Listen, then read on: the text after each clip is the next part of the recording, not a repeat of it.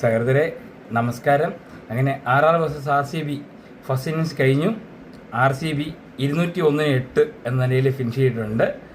Power പ്ലേയിൽ 61-3 എന്ന നിലയിലാണ് finish ചെയ്തത്. ആർച്ചർ ഫസ്റ്റ് ബോളിൽ സോൾട്ടിനെ എടുത്തായിരുന്നു. അപ്പോൾ ഞാൻ വിചാരിച്ച് കടുക്കുമെന്ന്. പക്ഷേ എന്നാലും നമ്മുടെ കോഹ്ലി 16 ബോൾ 32 റൺസും പടിക്കൽ 7 ബോൾ 16 റൺസും എടുത്തിട്ട് കളി മുന്നോട്ട് കൊണ്ടുപോയി. ഒരു 6 ബോളിൽ 61-3 നിലയിൽ തന്നെ എത്തിച്ചായിരുന്നു. അതിന് ഷെപ്പേർഡ് 11 ബോൾ 22 റൺസിലായിരുന്നു. പട്ടിത്ത ക്യാപ്റ്റൻ ഇന്നിംഗ് കളിച്ചായിരുന്നു കേട്ടോ. Captain innings 40 ball 63 runs. അതിനുശേഷം ഒരു ഇമ്പാക്ട് പ്ലെയറിനെ ഇറക്കേണ്ടി വന്നു. ബാറ്റിങ്ങിൽ തന്നെ വെങ്കടേഷ് അയ്യറിനെ ഇറക്കിയായിരുന്നു. 15 ബോൾ 22 എടുത്തായിരുന്നു ആൾ. വിഷ്ണോയ് 4 ഓവർ 32 റൺസിന് 2 വിക്കറ്റ് എടുത്തായിരുന്നു ഇന്ന് വീണ്ടും.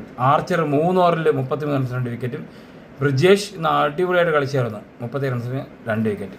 എടുത്ത് പറയപ്പെടാൻ സാധനം എന്ന് പറഞ്ഞാൽ എഡ്മയർ ഒരു 3 ക്യാച്ച് എടുത്തു കേട്ടോ. എല്ലാം കിടുക്കാച്ചി ക്യാച്ചറായിരുന്നു.